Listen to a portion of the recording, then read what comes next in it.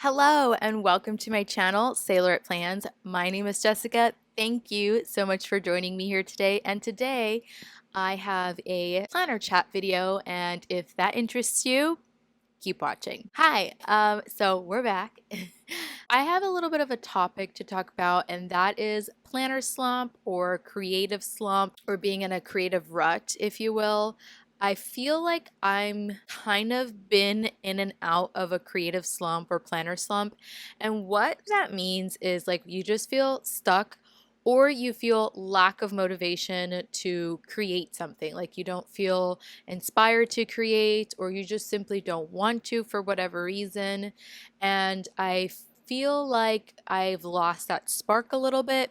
It has been coming and going, but kind of right now, not gonna lie, it's like in a little bit of a rut. So this is what this video is going to be about. I'm going to talk about 9 different tips. I couldn't come up with a 10th one, but comment down below any other ways that we can inspire one another. The comment section could definitely be some place that's enlightening, but 9 different tips and suggestions to help you get out of a creative rut. So let's dive into this. Before we do, quick disclaimer, I apologize for the lighting. It is kind of a cloudy day, but I do want to get this video filmed.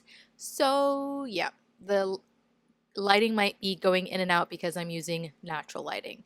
And don't mind the messy background of my boat. That's just the way it is. In no particular order, number 1, pull back from any commitments you have. I don't know about you, but I am a part of some planner challenges and as well as like PR groups, promotional groups, and some affiliate groups as well. And each of those are commitments. So they do require a little bit of work on my end. It depends on the contract,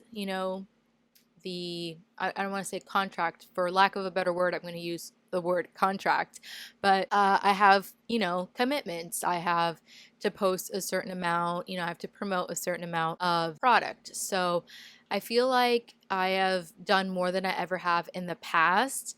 And so that kind of also takes away from my own creativity because I feel like I have to post things that, you know what I mean? So, not that the shops that I'm repping for are saying you have to use this certain sticker. I do have to use some of their stickers to promote.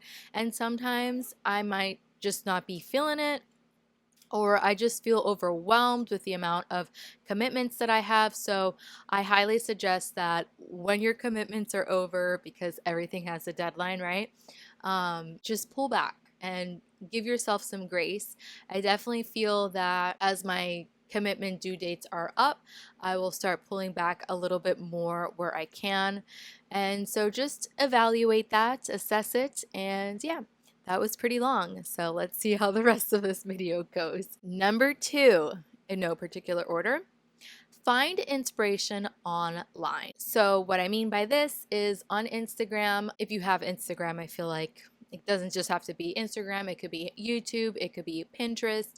It could be anything that you see. Find that inspiration. Follow people on social media. And oftentimes when you follow these creative people, you'll learn of like new techniques that maybe you could try out, or you could, find out of stickers that are new or old that you forgot about, and then you can like use your stash, use your stationary stash. So the other thing is find inspiration not just among online community, but you can find inspiration online or in stores or in your very own stash. So that's going to lead me to tip number 3 is organize your stationary area.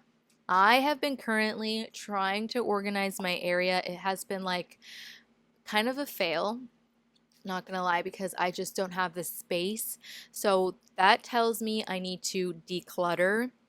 It's really hard to let go of stuff, but if you haven't been using it, then what is the point of hanging on?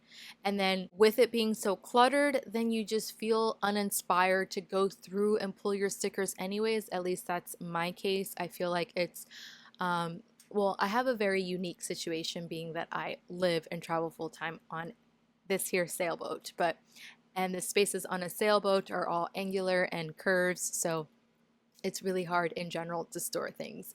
But find better storage solutions, get creative, and destash. So go through your own stash, flip through your own sticker books, look through your paper, and kind of like, I don't know, sometimes when you do that, I feel like something sparks.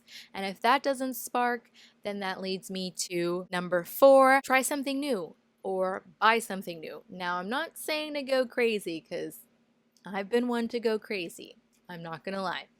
But if you see something new, go to the stores, or if you see somebody else using something new, whether it be a washi or paper or a sticker book, try it out, and oftentimes that brings a lot of inspiration. I know that has been the case for me, especially because I had came back a month ago with new things, and I know I'm already talking about being in a planner rut, but I think it's a mixture of things. So I'm getting into those topics. But regardless, I highly suggest doing a deep clean, destash, and get organized because it's going to help you feel rejuvenated. Something about your space being clean just like helps you feel more relaxed and, I don't know, more open to creative ideas. I'm not sure what tip I am at anymore. I think this is tip number 5.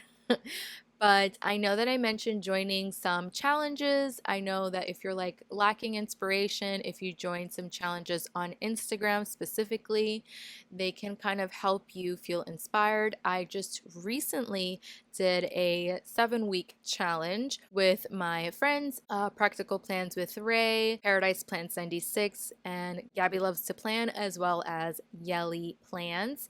I believe that's your Instagram handle.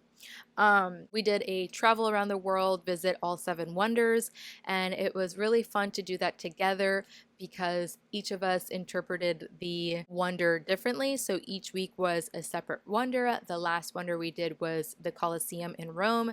So each of us interpreted it a little bit different, and it was really nice to be a part of that. And it just, I don't know, once you get started, you just feel like the creative juices just start flowing. So join some challenges. It also pushes you to do things differently. Like I would have never thought of doing this challenge all on my own. So I highly suggest looking and finding challenges online. There are groups as well. So let me know if you need some help finding them because I can suggest more in the comments down below. Okay, so number 6, I think. 6. Okay, I have to stop doing that. Do other things. Do other things that you love, or just do more things.